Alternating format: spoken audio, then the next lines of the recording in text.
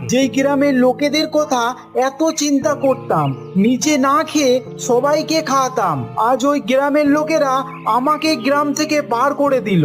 আরে খারাপ রেশন আমি কেন দেব? যদি আমি খারাপ রেশন না দিই তাহলে এসব হরিদাস করেছে আমাকে গ্রাম থেকে বার করতে। আমি এত বললাম যে আমি কিছু করিনি, তাও গ্রামের লোক আমার কথা শুনলো না। এটা আমি কোনোদিনও ভুলবো না। এদিকে হরিদাস গ্রামের সবাইকে বোঝায় আর গ্রামের লোকেরা আবার হরিদাসকে প্রধান মানায়। এইভাবেই দেখতে দেখতে অনেক দিন হয়ে যায় আর শিবার কোনো খোঁজ নেই। একদিন হরিদাসের চাকর জঙ্গলের রাস্তা দিয়ে বাড়ি যাচ্ছিল, তখনই ও দুজনাকে কথা বলতে শোনে। ওরা শিবার ব্যাপারে কথা বলছিল। তখনই ও তাড়াতাড়ি হরিদাসের কাছে আসে আর বলে, প্রধান বাবু, আমি জঙ্গলে দুজনার কথা শুনেছি যে শিবা ওই জঙ্গলে আত্মহত্যা করেছে। বাবা, খুব সুন্দর।